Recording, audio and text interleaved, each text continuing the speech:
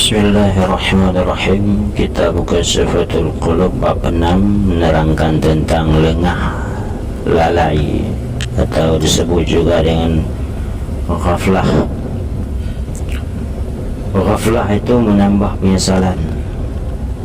Ghaflah itu dapat menghilangkan kenikmatan dan menghalangi pengabdian kita kepada Allah.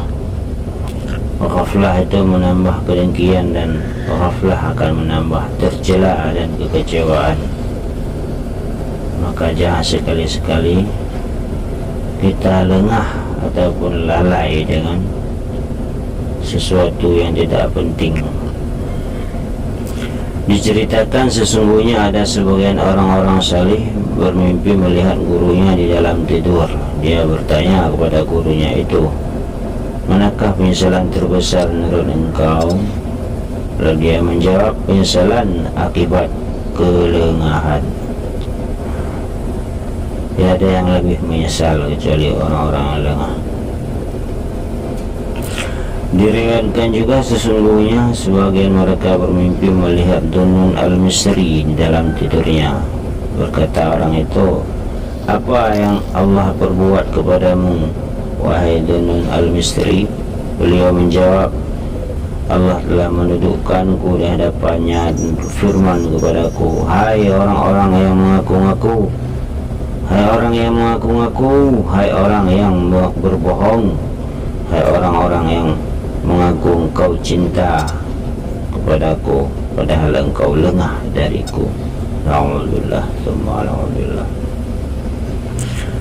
Diceritakan sesungguhnya ada seorang laki-laki dari orang-orang yang salih melihat ayahnya dalam tidurnya. Dia bertanya, "Wahai ayahku, bagaimana engkau dan bagaimana keadaanmu hari ini?" Ayahnya menjawab, "Kami hidup di dunia dalam keadaan lengah, maka kami pun dalam keadaan lengah, dan mati pun dalam keadaan lengah."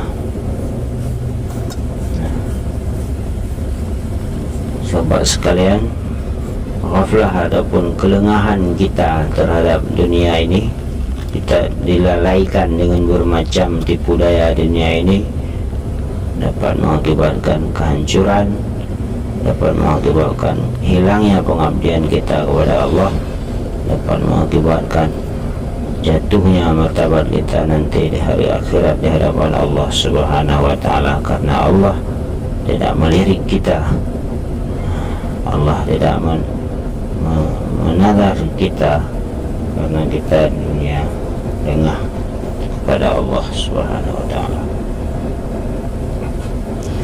Dalam kitab Sahriyat disebutkan Nabi Yakub ada bersaudara dengan malaikat maut, dan suatu ketika malaikat maut datang mengunjunginya. Berkatalah Nabi Yakub kepadanya, "Hai malaikat maut, engkau datang mengunjungiku atau perlu mencabut nyawaku hari ini?"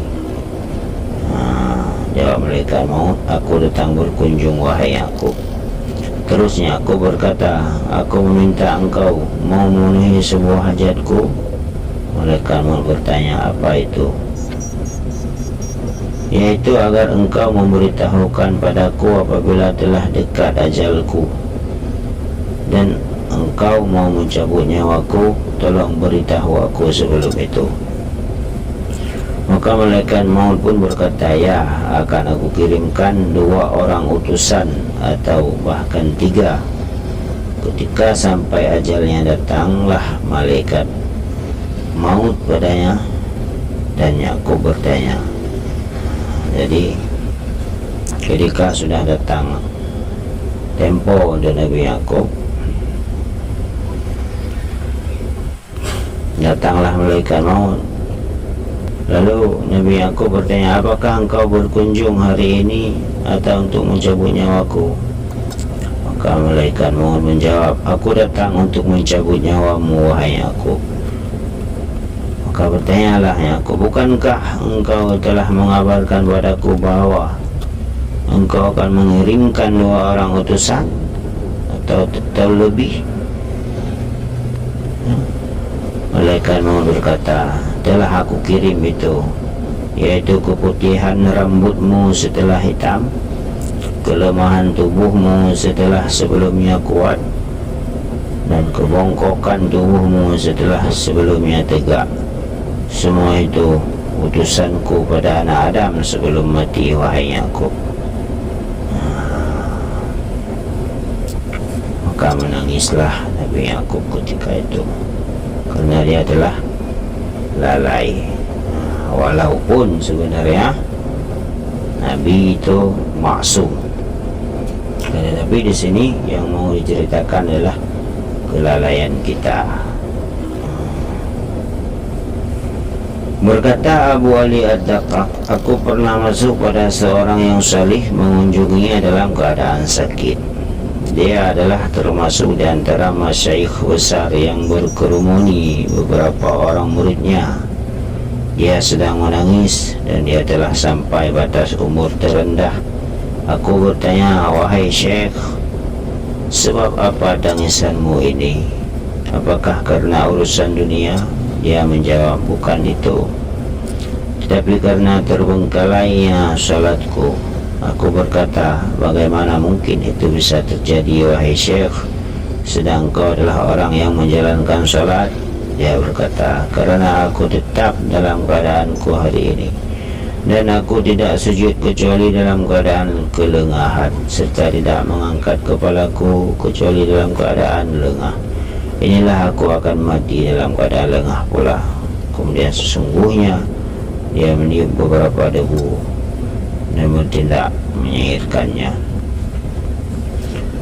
Tafakkartu fi hasri wa yawma qiyamati wa isbahi khaddi fil maqabiri sawiya faridan wahidan ba'da insin wa rif'ah rahinan bijalmi wa turabu wisadiya.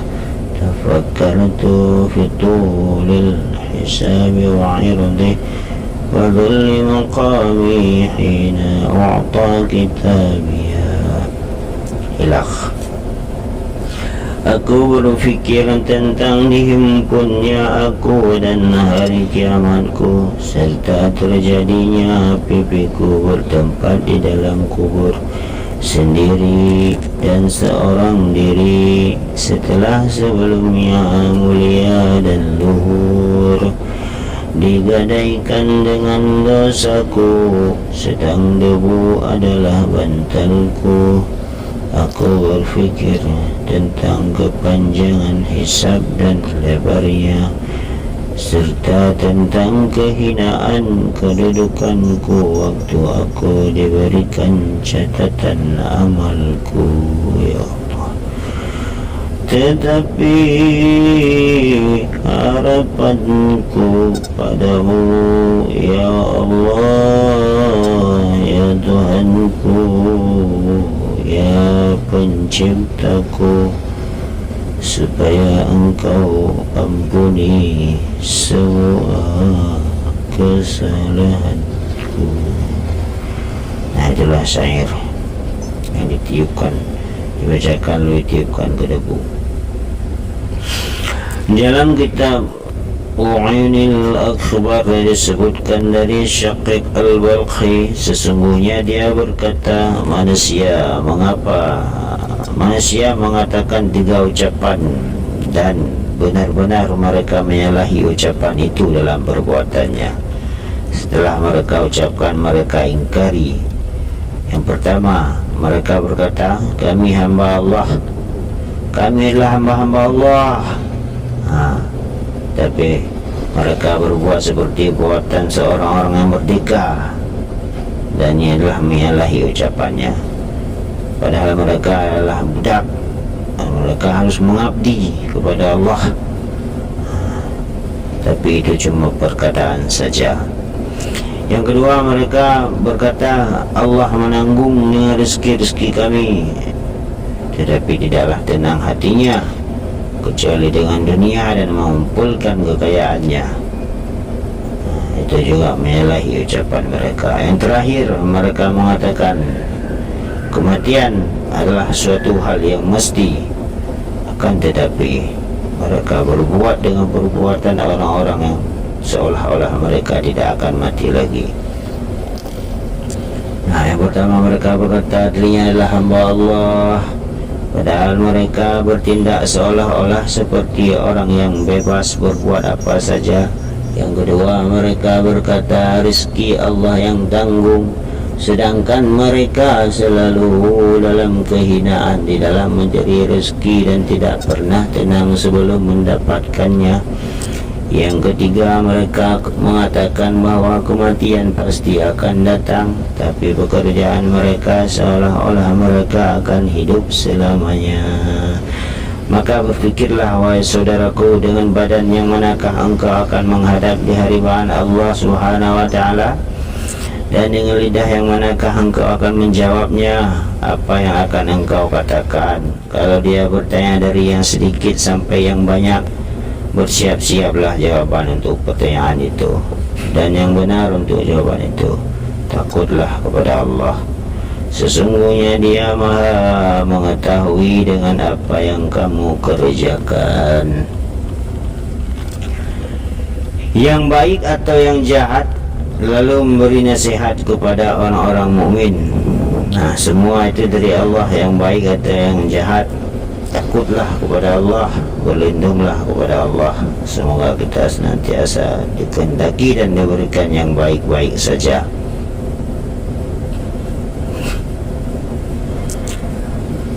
Dari sebuah hadis dari Nabi Muhammad SAW, sesungguhnya beliau bersabda, tertulis pada tiang arash, aku menuruti orang yang taat kepadaku.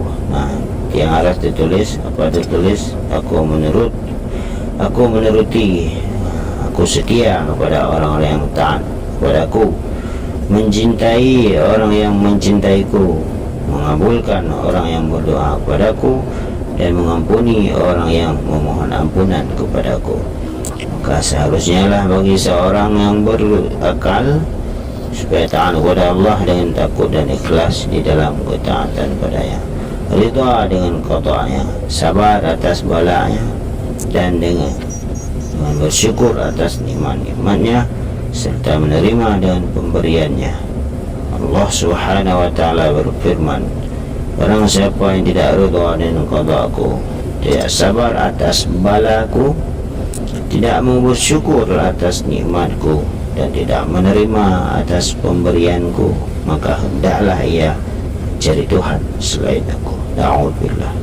Ya Allah, ya Rabbal Alamin.